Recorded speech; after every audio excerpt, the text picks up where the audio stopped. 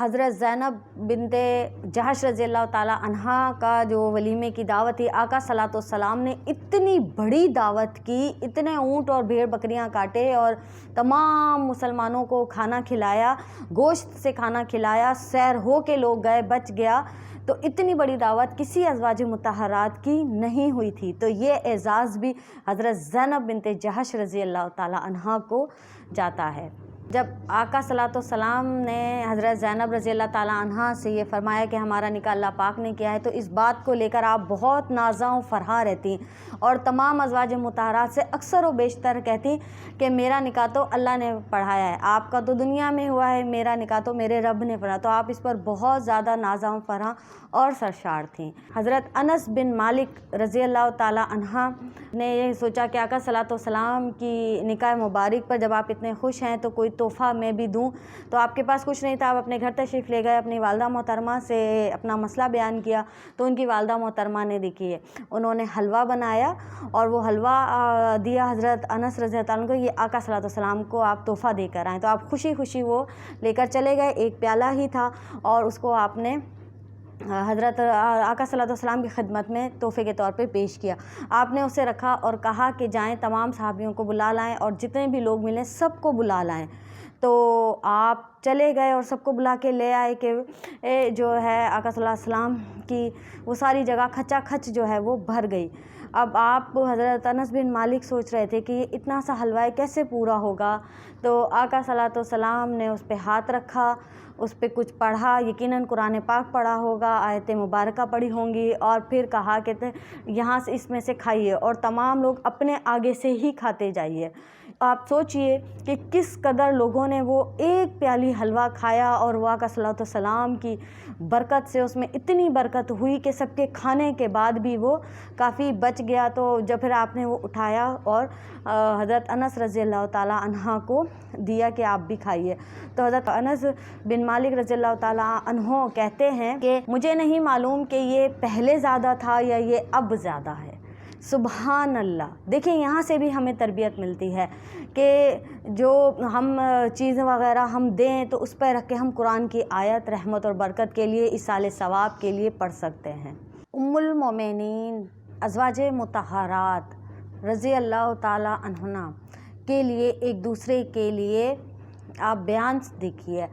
حضرت ام سلمہ رضی اللہ تعالیٰ عنہ کہتی ہیں کہ آقا صلاۃ والسلام آپ کی بہت عزت و تکریم کرتے تھے اور آپ سے بہت پیار فرماتے تھے اور اکثر و بیشتر آپ کا ذکر کیا کرتے تھے۔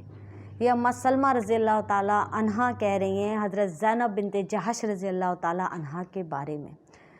ایک بار جب حضرت عائشہ رضی اللہ تعالیٰ عنہ پر توبہ نعوذ باللہ الزام لگا تھا، تو آقا صلی اللہ علیہ وسلم نے جب حضرت زینب بنت جہش رضی اللہ تعالیٰ عنہ سے آپ کے بارے میں پوچھا تو آپ نے کہا کہ میں کچھ سنے بغیر اور دیکھے بغیر کہنے سے اللہ کی پناہ مانگتی ہوں، لیکن خدا کی قسم میں نے ان میں سراسر بھلائی دیکھی ہے، یعنی کہ حضرت عائشہ رضی اللہ تعالیٰ عنہ میں ہمیشہ بھلائی دیکھی ہے۔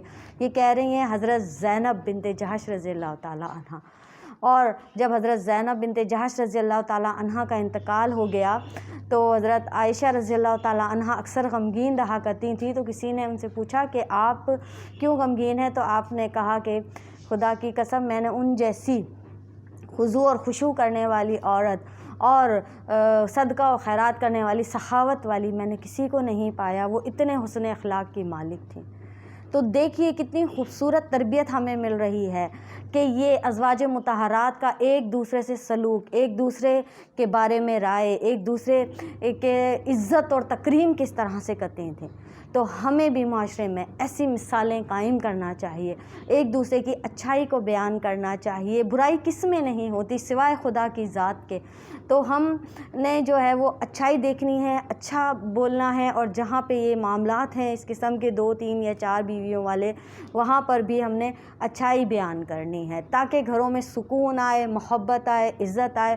اور میری بھائیوں سے بھی گزارش ہے کہ وہ تمام بہنوں کو ایک جیسا رکھیں، ان کے حقوق اور فرائض ایک ہی طرح پورے کریں تاکہ یہ آقا صلی اللہ علیہ وسلم کی سنت صحیح طریقے سے پوری کی جا سکے۔